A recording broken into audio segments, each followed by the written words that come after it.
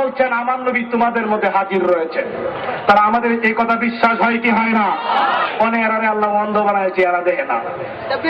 না দেখলে তো এরা আসলে নসিব খারাপ, এই জন্য এরা দেখতে পারবে না। আবু জাহিল্লা আমার নবীর পাশে ছিল, আবু বকর সিদ্দিকও ছিল। আবু জাহিল্লা কম মোহাম্মদ তোমার মতন বিশ্রী পৃথিবীতে নাই, তুমি এত বিশ্রী। আবু বকর সিদ্দিক কি রে আবু জাহিল্লা তুই কি বলি দিয়া, আমার নবী মতো বিশ্রী, আমার নবীর মতো সুন্দর তো পৃথিবীতে কেউ নাই। সুবহানাল্লাহ। আমার নবী কয় ঠিক আছে, 2000-এর কথা সরি শোনো। হে আমি তো হলাম আনা মেরাতুল্লাহ, আমি হলাম আল্লাহ দেখা নাই না। আমার মধ্যে আবু জাহিল্লা যে এর বিশ্রী চেহারা, এর চেহারা আমি নবীর মধ্যে হ্যাঁ চেহারা হে দেখে লাইছি। এলাই কইছি তুমি যে খুব বিশ্রী। আর তুমি আবু বকর যে ঈমান আলা, তোমার ভিতরে তো ঈমান আছে, আমি নবীর প্রেম আছে, এই জন্য তুমি সুন্দর, এই জন্য আমি নবীর মধ্যে সুন্দর দেখতে পাচ্ছ। চিৎকার দিয়ে কোন হাই হাই হাই রে বাবা। আবু বকর সিদ্দিক রাদিয়াল্লাহু তাআলা কয়, হে আবু জাহিল্লা তুই আমার নবীরে ছিলস তাই? হাই রে তোর নসিব কত খারাপ, আমার নবীর মতো সুন্দর পৃথিবীতে নাই, আমার নবীর মতো আল্লাহ দ্বিতীয় আর এই পৃথিবীতে কাউকে বানাই নাই। চিৎকার দিয়ে কোন সুবহানাল্লাহ। কথা ঠিক না বেঠে? আবু জাহিল্লা কত বড় জাহেল ছিল। আবু জাহিল্লার দাওয়াত দিছে বিয়ার দাওয়াত দিছে। আবু জাহিল্লা কইতাছে আচ্ছা ওখানে আমার বন্ধু মানুষ দাওয়াত দিছে বিয়ার, ওখানে আমি কি উপহার দিতে পারি? আচ্ছা একটা কাজ করি, একটা ভগবান ওই দেয়, ভগবান দিব উপহার, মাটির পুতুল উপহার দিব। হে ভগবান কান্দলে যাইতেছে উপহার দিত, রাস্তার মধ্যে গিয়ে প্রস্তাবে ধরেছে। প্রস্তাব যখন বসছে ভাবতেছে যাতে এক কাজ করি, ভগবান কান্দলে প্রস্তাব গুলো তৈরি অপরাধ হইব। আচ্ছা এক কাজ করি আমাদের নামাই দেহের ভগবান কান্দেতে নামায়া হে প্রস্তাব করতেছে, কুত্তা একটা নাইটা যাইতেছে। তো কুত্তার কাজ হইলে মানে কোনো টিলা টালা দেখলে ঠ্যাং তুলা দেয় মুখে। কথা ঠিক না ঠিক? যখন এর ভগবান দেখা হইতেছে পরে ভগবানের মোহের মধ্যে কত মুচ্ছে কুত্তা, ভগবানের মুখ মুচ্ছে পরে কতক্ষণ মুখ মুচ্ছে। আবু জাহিল্লা চলল, আবু জাহিল্লা ভগবানের মুখ মুখতেছে। তখন হাই হাই হাই রে ও ভগবান তোমার মুখ কুত্তাই বা মুতলো, তুমি এটা দাঁড়াইতে পারলা না, তুমি আমরা কিবা বাঁচাইবা, কুত্তা ওই দাঁড়াইতে পারলা না। আচ্ছা এই দেহে ওই কইলো, আবার একটু পরে এটা কান্দলে আবার লইয়া যাওয়া আরাম হচ্ছে। চিৎকার দিয়ে না চলে না নসিব খারাপ। কথা ঠিক না বেঠে? আমরা নবীর পক্ষে থাকতে চাই কি চাই না? আর ধরে কোন সুবহানাল্লাহ। আমার নবী দুনিয়ার জমিনে থেকে হাউজে কাউসার দেখে, আমার নবী দুনিয়ার জমিনে থেকে বেহেশত দেখতে পাই। সুবহানাল্লাহ। তিরমিজি শরীফের মধ্যে বাবু সালাতে একখানা সুন্দর ঘটনা তুলে ধরেছেন। তিরমিজি মেসকাত হাদিসটা আছে তিরমিজিতে এবং নুজহাতুল মাজালিস নামক কিতাবেও ঘটনাটি তুলে ধরেছেন। ঘটনাটি কি? আল্লাহর হাবিব নামাজ পড়তেছে, সাহাবীরা পিছনে দাঁড়ানো, নবীজি ইমামতি করতেছেন। নবীজি ইমামতি করেন, কিন্তু বাবা যখন আত্তাহিয়াতু পড়তেছেন সবাই আত্তাহিয়াতু পড়ে, কিন্তু নবীজি দেখা যায় কতক্ষণ পর পরে হাত মোবারক বাড়াইয়া দেয়। কতক্ষণ পর পরে বাড়াইয়া দেয়, আবার নিয়ে আসে, আবার বাড়াইয়া দেয়, আবার বাবা নিয়ে আসেন, এইভাবে হাত মোবারক বাড়াইয়া দেয়, আবার নিয়ে আসে। কতক্ষণ পরে নামাজ শেষ হলো, সাহাবায়ে কেরাম দাঁড়ায় বলেন ইয়া রাসূলুল্লাহ নবী গো বহুদিন যাবত আপনার পিছনে নামাজ পড়ি, কিন্তু আপনি নবী দেখা যান কতক্ষণ পরে হাত মোবারক বাড়াইয়া দেন, আবার নিয়ে আসেন, আবার বাড়াইয়া দেন, আবার নিয়ে আসেন। এটার কারণ কি?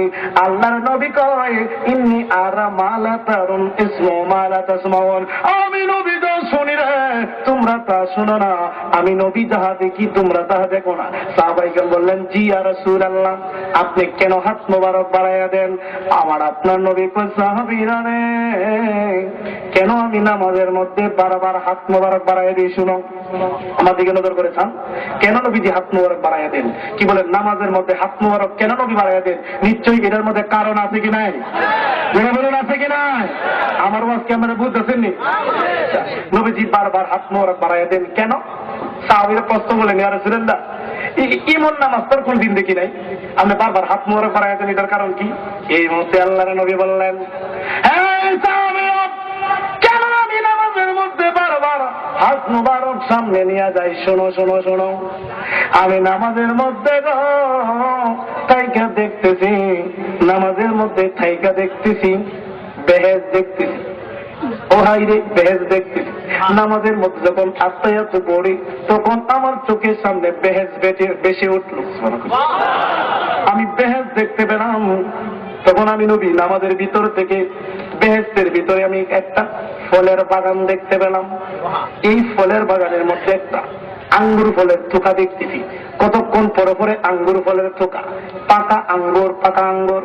আমি নবী কি করলাম গো, নামাজের মধ্যে থেকে আঙ্গুর ফলের থোকাটা আমি ছিঁড়ে নিয়ে আসতে চাইলাম। এই মতো আমার আল্লাহ নবী গো, আপনি নবীরে আমি বেহেশতের মালিক বানিয়ে দিয়েছি। আপনি নিতে পারবেন, নিতে পারবেন, কোনো বাধা নাই। তবে যদি এখন নিয়ে যান আকর্ষণ নষ্ট হয়ে যাবে গো নবী। নিবেন না গো নবী, নিবেন না।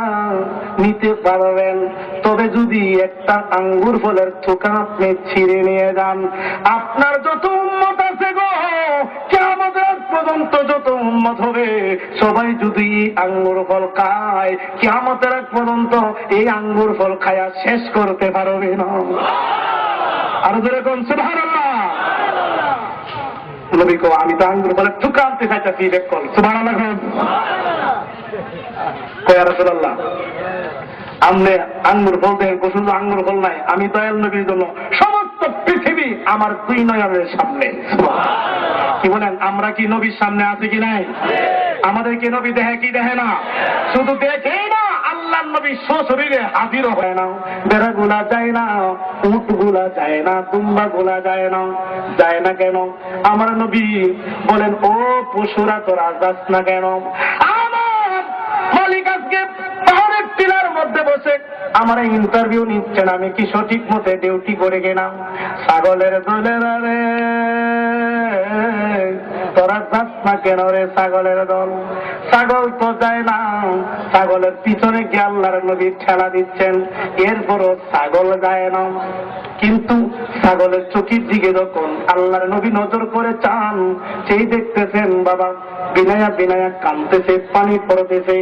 কতক্ষণ পরে ছাগল আকাশের দিকে নজর করে বললেন, মাবুদ, ও মাবুদ, মাবুদ, ও মাবুদ, আমরা ছাগলের জবানটা তুমি খুললা দাও, তোমার বন্ধু নবীরে জানাইয়া দে কেন আমরা সামনের দিকে যাই না। এই বকরিগুলার আবেদন আল্লাহ কবুল করলেন। বকরিগুলার জবান খুলে গেল। জবান যখন খুলে যায় তখন বকরিগুলা বললেন, ইয়া রাসূলুল্লাহ, নবী গো,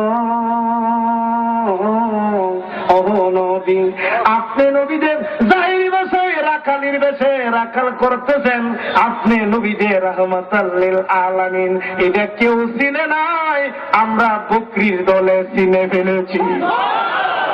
আপনি যতই দাওয়া করেন আমরা যাব না, এই জন্য আমরা যাব না।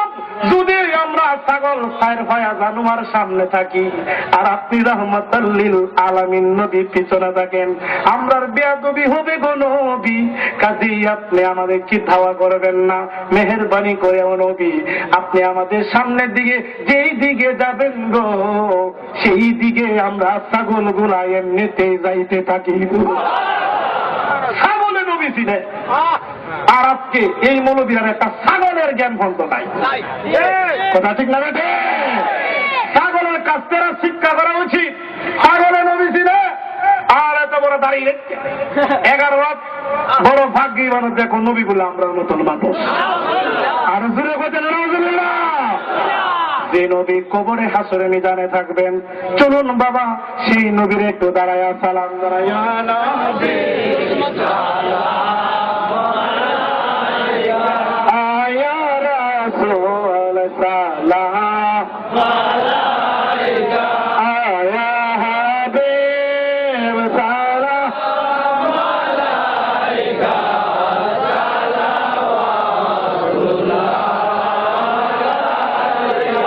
ইয়া নবী, ইয়া নবী, ইয়া নবী আল্লাহ, ইয়া নবী, ইয়া নবী, ইয়া নবী, ইয়া নবী আল্লাহ, انظر هلانا يا رسول الله اسمع كلانا يا حبيب الله। ওগো নবী সালাম করে দাঁড়াইয়া দেখা দাও পর্দা দেখিব আপন নয়নে, এ আরব আপনার সদন আয়া